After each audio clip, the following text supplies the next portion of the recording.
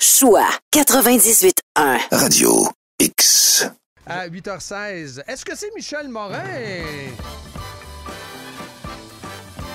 Mesdames et messieurs, Michel Morin. Salut Michel, mes hommages. Bonjour, vous m'entendez bien? Très bien. Bon, parce que moi, je vous entendais pas tout à fait, alors c'est correct. On s'entend tous les deux. On s'entend tous les deux, on est en direct, c'est super. Hey, mon cher Michel, on parle d'argent, tu vas nous parler d'impôts encore ce matin, mais as-tu vu le message Facebook en fin de semaine? J'en reviens pas encore, François Legault qui dit « Moi, là, à 39 ans, j'étais riche à craquer. Vous autres, là, vous avez juste à épargner, là, puis ça peut vous arriver. » Il nous en reste pas bien pour épargner, Michel. Surtout pas avec les chiffres que tu vas nous révéler ce matin. Absolument. Et incidemment, j'ai eu beaucoup de réactions suite à l'entrevue qu'on a eue ensemble lundi dernier.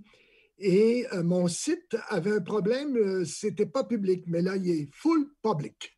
Alors, pour les gens là, qui ont pas pu accéder à mon site, c'est simple, c'est Michel Morin, blogueur. Alors donc, vous allez là-dessus et tout de suite, vous allez trouver de la discussion que nous avons entamée la semaine dernière et qu'on va poursuivre aujourd'hui. À partir d'exemples concrets. Oui.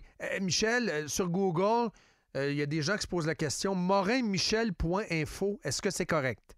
C'est bon aussi. Les deux sont bons. Parfait. Mais ça se retient mieux de dire Michel Morin, blogueur. Parfait.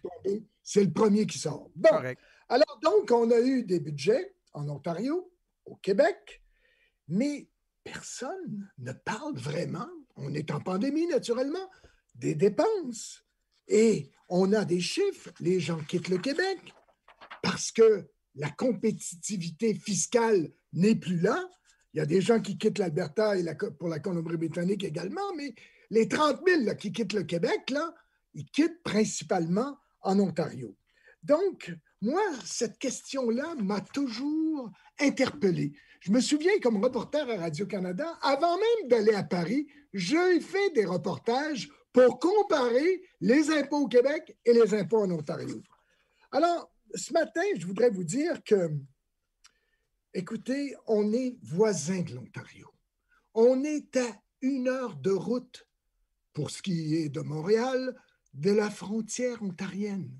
Avec le télétravail, on a des gens qui viennent travailler 2 jours à Montréal, puis qui sont imposés en Ontario parce qu'ils restent en Ontario le reste de la semaine. Quelle ville, par exemple, Michel? Je vais essayer d'aller chercher la carte. On parlerait de quelle ville? Dans le coin d'Hudson? Toute la frontière ontarienne. Okay. Écoutez, toute la frontière au-delà de Saint-Lazare et tout, toute la frontière ontarienne est accessible à moins d'1 heure de route. Je ne parle même pas de Gatineau. Hein? Gatineau est de l'autre côté de la rivière des Outaouais. Et c'est une donnée là dont on ne parle jamais. Mais les gens qui vont travailler à Ottawa, mais qui demeurent à Gatineau, ils sont imposés au Québec. C'est la même chose pour les gens qui travaillent à Montréal, mais qui demeurent en Ontario, ils sont imposés avec les tarifs de l'Ontario. Donc, ce que je voulais vous dire ce matin, c'est que les choses changent et risquent de changer encore. Alors, j'ai de nouveaux chiffres ce matin. Oui. La semaine dernière, on a parlé grossièrement de la comparaison des taux, mais on n'a pas pris en compte, comme je l'avais dit, toutes les déductions, y compris l'abattement fiscal fédéral de 16,5 %. Alors, j'ai réajusté tous les chiffres en fonction de ça. Donc, pour le 50 000 $, c'est un célibataire. Pour le 100 000 $ avec 2 personnes à charge, avec le 16,5 % de déduction pour l'abattement fédéral, mais ça donne, pour 50 000 $, 38 % de plus d'impôts et 45 % de plus d'impôts pour le 100 000 $. C'est beaucoup d'argent. Alors, donc, il faut tenir compte de ça. Donc, écoutez, pour 50 000 $, là, traduisons ça, c'est presque 3 000 $ de plus en impôts pour une personne célibataire au Québec. 3 272 pour être précis, c'est incroyable. On va le prendre. Alors donc, et pour 100 000 $, ben, c'est près de 10 000 9 465. Alors, écoutez, 3 000 là, pour 50 000 c'est un paiement d'auto.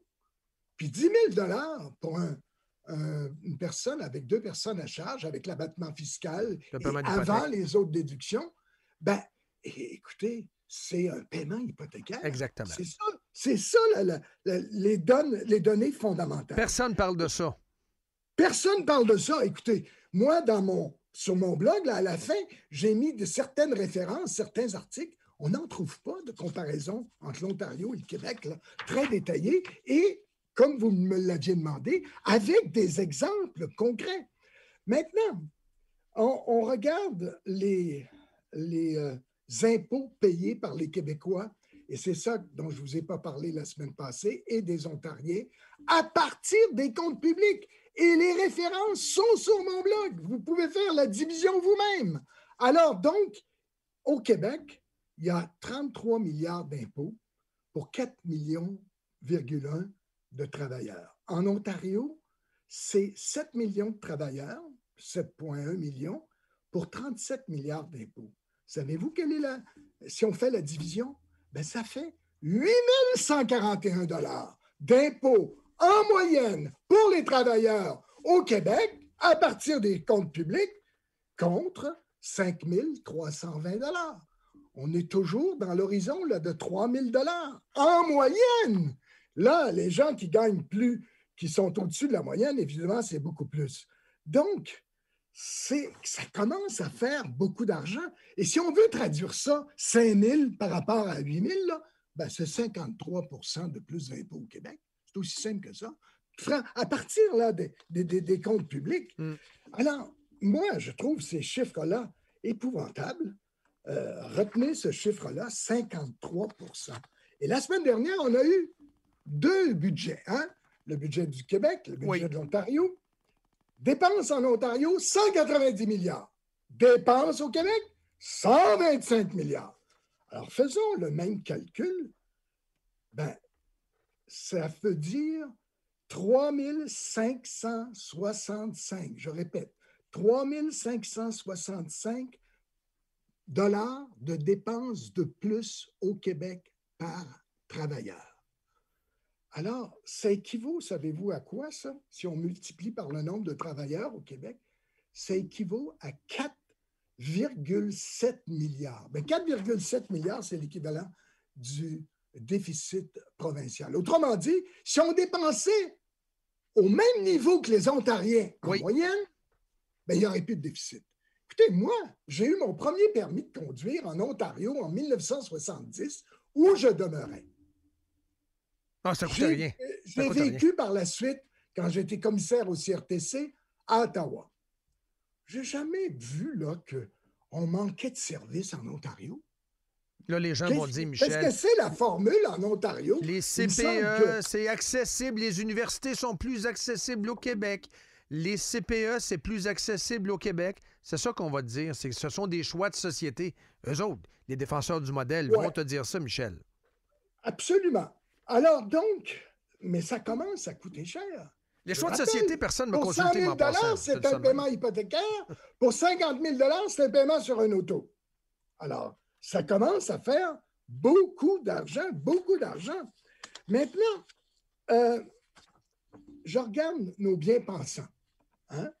L'Association des économistes a fait ses remarques, ses commentaires suite au budget. La gang à Luc Godbout, là? Ou lui et d'autres, là, tous les économistes, c'est l'Association des économistes. Alors, ça me surprend leur verdict. Voici ce qu'ils écrivent. L'avenue des hausses d'impôts n'est pas idéale compte tenu du fardeau fiscal déjà élevé au Québec. Il aurait pu être plus radical que ça, là. C'est inacceptable. Exactement. Pour des gens qui connaissent les chiffres, là, qui voient la compétitivité fiscale des Québécois mise à mal avec tous les gens qui quittent le Québec, il me semble qu'il aurait pu écrire une phrase avec un peu plus de tonus. Peut-on rappeler ici, comme on le disait la semaine dernière, qu'il y a 37 pays dans l'OCDE, et si le Québec était un pays, on serait au 3e rang pour l'importance des impôts. Alors, il me semble qu'on aurait dû écrire qu'il faut réduire les dépenses. Il faut réduire les dépenses. À quelle place, Michel? Ça, tu as tellement raison.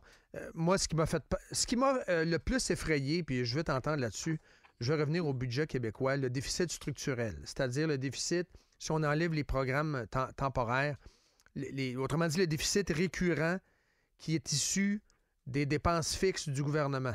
6,5 milliards, je crois, structurels. Avec ce qui s'en vient, la reformulation dans quelques années de la formule de péréquation et du calcul inhérent à cette formule-là, où nécessairement, il va y avoir un montant à la baisse. Là, je veux dire, l'Alberta est moins riche, donc il y aura moins d'argent issu de l'exploration puis de l'exploitation du pétrole. À un moment donné, on fait le calcul, mon cher Michel, ça va faire mal tantôt. L'heure des choix va arriver. Il ne faut pas augmenter les taxes et les impôts, mais on le sait comment ils sont. Ils ne voudront pas, évidemment, couper dans l'éducation et la santé. Et on ne peut pas vraiment... Bien, ça, c'est l'émission essentielle. L'émission On est essentielle. d'accord là-dessus. Bon. Mais le reste, là, ça va se mettre à crier. Les artistes ne voudront pas. Le transport, les routes sont déjà en décrépitude. On est fourrés, Michel. Excuse l'expression, mais on est fourrés. Il va falloir faire des choix douloureux. On est à des impôts de moins de 3 000 $ de plus qu'en Ontario, en moyenne, pour 4,1 millions de travailleurs. On est dans le trou. Avec des dépenses de plus de 3 000 $ de plus que l'Ontario pour les 4,1 millions. On a des dépenses qui sont supérieures aux impôts. Alors, où est-ce qu'on va trouver l'argent? Donc, moi, je ne veux pas être communiste, là, parce qu'on parle de taux d'imposition en communiste ou comme ministre? Oui, vous allez voir l'exemple. Des fois, je dépose les exemples qu'on vient de donner. Au Vietnam, là, c'est un pays communiste. Oui. L'éducation est gratuite. Les routes sont en relativement bon état pour un pays comme ça. La santé est totalement gratuite. Hein, c'est notre modèle, la santé. Oui, c'est gratuit au Vietnam, puis probablement que vous avez des services pas mal mieux qu'ici. Bon, alors, regardez les dents des Vietnamiens, vous allez voir. Donc, les dents? Oui, absolument. Les dents des Vietnamiens? Si vous voulez vous faire traiter au Vietnam, là, pour une opération, ça sur Google à l'instant. C'est au Vietnam qu'il faut aller. Bon, parfait. C'est pas pour rien qu'il y a beaucoup de dentistes au Québec qui sont d'origine vietnamienne, comme vous le savez. Donc, au Vietnam, c'est un pays communiste, là, le taux d'imposition maximal, c'est 10 %. Que vous gagnez 20 000 $, 10 000 $ ou 400 000 $, c'est 10 %. L'État en ramasse davantage, mais on encourage l'entrepreneuriat à faire de l'argent. C'est une motivation, ça, faut le reconnaître, là. Bon. Alors, donc, je vous donne ça comme exemple. Je vous dis, il faudrait peut-être réfléchir, parce que dans la crise du COVID, prenons cet exemple-là, les Vietnamiens, j'en sais plus où ils sont rendus, mais c'est un pays de 97 millions.